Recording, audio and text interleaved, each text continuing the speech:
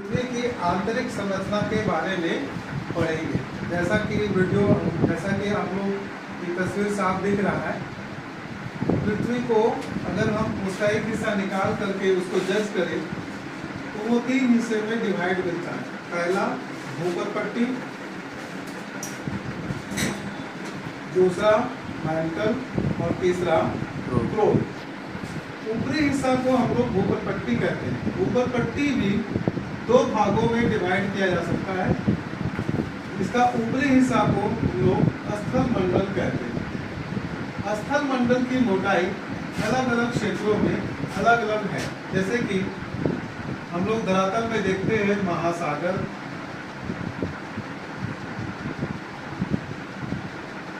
इसके बाद हम लोग देखते हैं प्लेन मैदान, या इसको महाद्वीप बोल सकते हैं,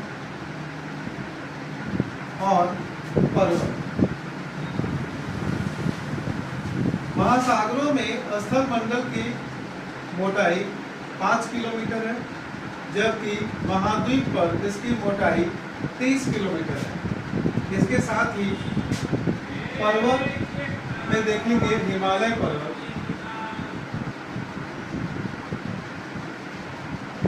हिमालय पर्वत पर इसकी मोटाई 70 किलोमीटर के आसपास है। इसका मतलब अगर पृथ्वी का जो ऊपरी हिस्सा है उसको हम लोग देखें तो कहीं पर यह 5 किलोमीटर है, कहीं पर 30 किलोमीटर है और कहीं पर 70 किलोमीटर है। और इसके ऊपरी हिस्से, भूमध्य पट्टी का ऊपरी हिस्से को हम लोग स्थल मंडल कहते हैं। इसके नीचे का जो हिस्सा है, और एक बात ध्यान रखेंगे कि जो भूमध्य पट्टी है वह ठोस या चट्टानी है, यह क्रिस्टल स्वरूप में है।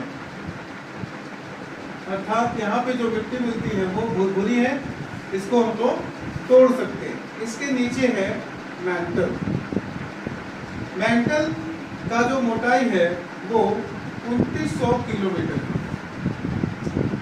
मैंटल का जो स्वरूप है, यहाँ पे जो पदार्थ पाए जाते हैं वो भी कैसा है, ठोस अवस्था में। भूमध्य पट्टी का हिस्सा भी कैसा था, ठोस अवस्था में था। भूमध्य पट्टी का ऊपरी हिस्सा को हम लोग क्या बोलते थे, स्थल मंडल बोलते थे। मैंटल के ऊपरी हिस्से को हम लोग दुर्बलता मंडल कहते हैं। क्या कहते हैं, दुर्बलता